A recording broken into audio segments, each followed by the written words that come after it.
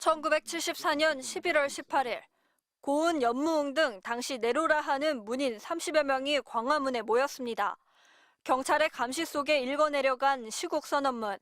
사회 도처에 불신과 부정부패가 만연해 민족사적으로 위기를 맞이하고 있다며 표현의 자유를 억압하는 유신 정권을 비판하고 긴급조치로 구속된 이들의 석방을 요구했습니다. 오랜 동안의 투쟁을 통해서 형식적 민주화는 이루었지만 제대로 된 건 아니죠. 이때 이름을 올린 문학인 101명이 자유실천 문인협의회를 만들고 지금의 한국작가회의를 탄생시켰습니다. 50년이 지난 2024년 11월 작가회의는 다시 시국선언문을 발표했습니다. 윤석열 대통령을 향해 대한민국 호의 선장이 될 자격이 없다며 조목조목 이유를 들었습니다. 먼저 이태원 참사.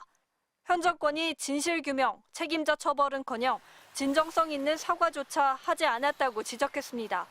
문학의 블랙리스트 관련자들을 복귀시키고 부자 감세로 특정 계층의 이익을 대변하고 외교 안보에선 군사적 모험을 추진하고 있다는 점도 짚었습니다. 진솔한 사과가 없었던 윤 대통령의 기자회견에 대해선 목불인견, 눈뜨고는 볼 수 없는 수준이라 평가했고 당장의 자연인 윤석열 씨가 되는 것이 더 나은 사람이 되는 유일한 길이라며 하야를 촉구했습니다.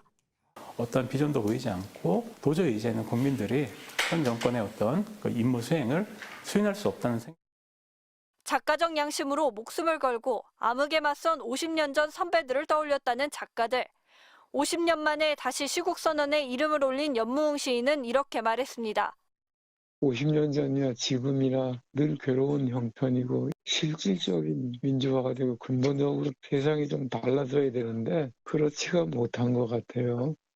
이 선언문은 쓰인 지 하루 만에 문인 1,057명의 동의로 공개됐습니다.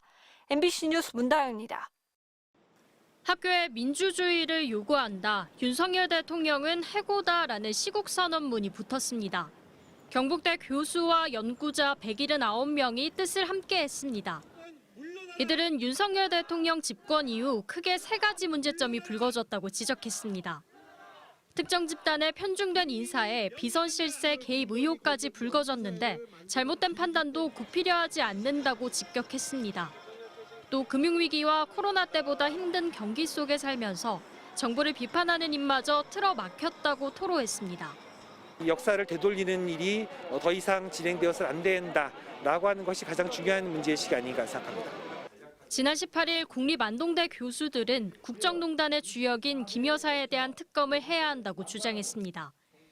앞선 15일 대구대 교수와 연구자 54명도 시국선언문을 공개했습니다. 지금은 모든 사회가 검찰권으로 인해서 위축돼 있잖아요. 그래서 서로 다 자칫하면 자기한테 칼날이 날아올까 봐 겁을 내고 있는 상황이라서 아무도 제 목소리를 못 내고 있다. 다음 주 대구 경북 지역의 교수와 의사, 변호사 등은 지역 현안을 담아 대구 경북 지식인 시국선언을 발표할 예정입니다. MBC 뉴스 변예주입니다.